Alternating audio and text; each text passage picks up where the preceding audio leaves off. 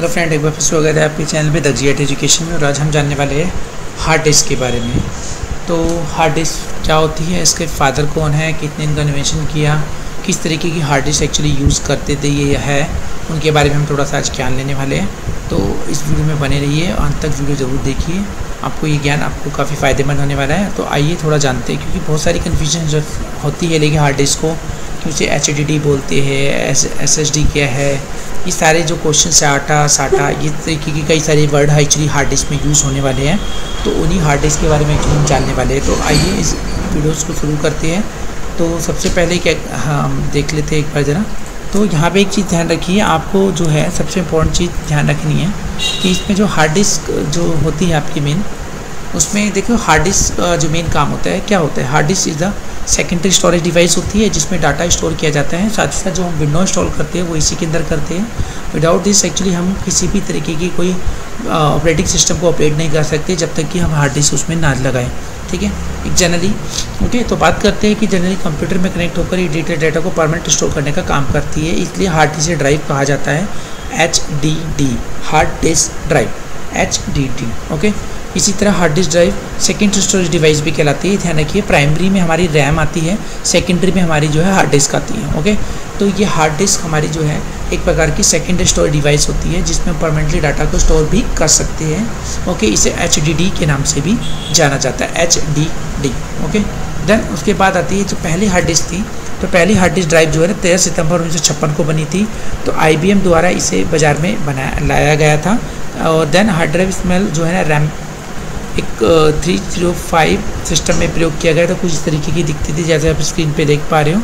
और जिसमें सिर्फ 5 MB की स्टोरेज कैपेसिटी और लगभग $50,000 की लागत आई थी, जो बहुत बड़ी लागत थी एक्चुअली देखा जाए तो। ओके, तो ये थी आपकी first hard disk.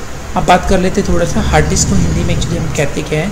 Hard disk एक, जिससे मैंने बताया हार्ड डिस्क ड्राइव भी कहते हैं, और हार्ड डिस्क हार्ड ड्राइव सख्त चक्रिका संचालक या डेटा भंडारण यंत्र HDD भी कहते हैं ऐसे। एक्चुअली आप इसे जो है अगर हम बात करें तो इसमें जितना भी जो डेटा रखा जाता है उसे मैग्नेटिक रूप में रखा जाता है, और ताकि इसे पुनः ईजिली रीड किया जा सके। ओके, तो ये मैग्नेटिज्म फॉर्म में डेटा को स्टोर करने का काम करते हैं। हार्ड डिस्क की जो क्षमता वैसे तो बहुत होती है, योटाबाइट में भी हम इसे एक्चुअली ले सकते हैं, तो 40 गीगाबाइट तक की, और उससे अधिक यानी योटाबाइट भी हो सकती है। और ज़्यादातर जो है ना 200 MB से लेके ये योटाबाइट तक की स्टोरेज लेती है। अब बात करते हैं हार्ड डिस्क का काम। एक्चुअली हार्ड डिस्क का देखो काम क्या होता है, जो परमानेंटली डाटा को स्टोर करने का, फिर उन्हें दोबारा रिट्रीव करने का इस्तेमाल किया जाता है, ताकि हम जो डाटा, अब जैसे हम फाइलें बनाते हैं, डॉक्यूमेंट बनाते हैं, वो सारे डॉक्यूमेंट हमारे हार्ड डिस्क पे स्टोर होते हैं। हम स्टोर करने के बाद सेकेंडरी स्टोरेज डिवाइस जैसे मैंने बताया, देन स्टोर करने के बाद हम इसे अभी जरूरत नहीं है, बाद में जरूरत पड़ेगी तो इसे दोबारा रिट्रीव कर सकते हैं, दोबारा से देख सकते हैं। तो मेन डाटा स्टोर करवा के फिर दोबारा कभी देखने के लिए हम एक्चुअली इसका हार्ड डिस्क का यूज़ करते हैं। तो डाटा आपको लंबे समय तक इसमें रखा जा सकता है और वो पूरी तरीके से सुरक्षित होता है। ओके, अब बात कर लेते हैं थोड़ा सा इसकी हार्ड डिस्क के प्रकार में। तो जनरली हार्ड डिस्क हम ज़्यादातर 4 प्रकार की देखते हैं। एक जो होती है हमारी, एक होती है पाटा, जिसे पैरेलल एडवांस टेक्नोलॉजी अटैचमेंट बोलते हैं, और जो सेकंड होती है वो होती है SATA, तो सीरियल एडवांस टेक्नोलॉजी अटैचमेंट। फिर एक होती है हमारी SCSI, small computer system interface, और एक होती है हमारी SSD। मोस्टली स्टूडेंट SSD चलाते रहते हैं एक्चुअली, उसके बारे में भी हम थोड़ा जानेंगे। तो सॉलिड स्टेट ड्राइव्स बोलते हैं ये। तो ये थी हमारी 4 प्रकार की। अब बात कर रहे थे पाटा की। तो जनरली क्या है, हमारी जो पाटा है जिसे हम पैरेलल एडवांस टेक्नोलॉजी अटैचमेंट बोलते हैं, इससे पुरानी तरीके की हार्ड डिस्क हुआ करती थी, और जो है अभी भी एक्चुअली इसका प्रयोग जो है पहली बार 1986 में किया गया था। और पाटा हार्ड डिस्क कंप्यूटर से जुड़ने के लिए आटा इंटरफेस स्टैंडर्ड का यूज़ करती हैं। इससे पहले ये इंटीग्रेटेड ड्राइव इलेक्ट्रॉनिक्स यानी IDE का इसमें ये यूज़ किया जाता था। यह एक मध्यम गति की हार्ड डिस्क होती है, यानी इसकी जो स्पीड और स्लो ट्रांसफ़र डेटा होती है बहुत ही कम होती है, जो लगभग 133 MB पर सेकंड होती है। ये ड्राइव मैग्नेटिज्म के इस्तेमाल से डाटा को स्टोर करती है, यानी चुंबकीय। ओके, अब बात कर लेते हैं थोड़े SATA की। The SATA serial advance technology attachment है। आज से जितने भी ज़्यादातर कंप्यूटर्स आते हैं उसमें ऑलमोस्ट SATA का ही ज़्यादा यूज़ होता है। तो आज के अधिकतर कंप्यूटर में आप लैपटॉप हो गए या डेस्कटॉप हो गया, उसमें आपको ये जो है साटा मिलता है। देखिए साटा जनरली जो है ना पाटा के कंपैरिजन में, पाटा हार्ड डिस्क ड्राइव के कंपैरिजन में काफ़ी ज़्यादा स्पीड रखती है, क्योंकि अब ये जो है ना 150 MB पर सेकंड से लेके 600 MB पर सेकंड तक डाटा ट्रांसफ़र करने की स्पीड रखती है। तो इसमें जो है ना काफ़ी पतली और लचीली केबल लगी होती है साटा के अंदर, जो साटा केबल्स कहलाती हैं। तो एक रेड कलर की वायर्स होती है छोटी सी पतली सी, उसका हम यूज़ करते हैं। ओके, उसके थ्रू डाटा ट्रांसफ़र होता है एक्चुअली। अब बात करते हैं यहाँ पे SCSI स्मॉल कंप्यूटर इंटरफेस। ये जो आपकी तीसरी कैटेगरी होती है हार्ड डिस्क की। इस प्रकार के हार्ड डिस्क में कंप्यूटर जुड़ने के लिए हम कंप्यूटर सिस्टम इंटरफेस का इस्तेमाल करते हैं। ये IDE ड्राइव की काफ़ी समानांतर ही होती है, और ये 16 बिट होती है, और की डाटा ट्रांसफर स्पीड जो इसमें 640 Mbps यानी कि मेगाबाइट्स पर सेकंड के हिसाब से काम करती है, और 12 मीटर की लंबाई वाली केबल के साथ इसे 16 डिवाइस से कनेक्ट कर सकते हैं हम एक्चुअली। अब बात करते हैं SSD। ये होती है एक्चुअली SSD जिसे हम बोलते हैं सॉलिड स्टेट ड्राइव की चौथी कैटेगरी होती है हार्ड डिस्क की। ये सबसे लेटेस्ट ड्राइव है एक्चुअली जो अभी हम यूज़ कर रहे हैं, और इससे पहले हम जो लेते हैं सबसे ज़्यादा वो आपकी साटा होती है। तो साटा और SSD इस टाइम में सबसे ज़्यादा यूज़ हो रही है, लेकिन SSD इज़ द लेटेस्ट है, यानी कि चौथे नंबर पे आ रही है, और ये बिल्कुल लेटेस्ट है। तो इसके मुकाबले में इसमें स्पीड बहुत ज़्यादा तेज़ होती है। इसमें फ्लैश मेमोरी टेक्नोलॉजी का यूज़ किया जाता है डाटा स्टोर करने के लिए, जबकि उसके अंदर हम बात कर रहे थे मैग्नेटिक सिस्टम का यूज़ किया जाता है। ओके, इसकी स्पीड एज़ कंपेरिजन सबसे ज़्यादा तेज़ होती है, और एज़ कंपेरिजन ये दूसरे हार्ड डिस्क के मुकाबले में महंगी आती है। तो आप अपने SSD का भी यूज़ कर सकते हो, बस थोड़ा सा अंतर आपको याद रखना है। इसकी स्पीड एक तो ज़्यादा है, दूसरा ये फ्लैश मेमोरी का यूज़ करती है टेक्नोलॉजी का।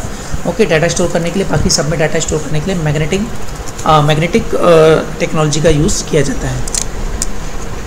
तो बात है हार्ड डिस्क के कुछ पार्ट्स के बारे में बात करते हैं, जैसे इसमें स्पिंडल, प्लेटर्स, ऑक्यूएटर, एक्सेस वगैरह होते हैं, जैसे आप अपने पिक्चर्स में देख पा रहे हो इसके अंदर। ओके, तो इसमें मैग्नेटिक प्लेटर्स होती हैं, सबसे महत्वपूर्ण हिस्सा होता है, क्योंकि इसमें डिजिटल इन्फॉर्मेशन को चुंबकीय यानी मैग्नेटिक रूप में छोड़ के जाता है, और डाटा सारा 0 और 1 की फॉर्म में सेव होता है। 0 1 इज़ दैट बाइनरी फॉर्म होती है।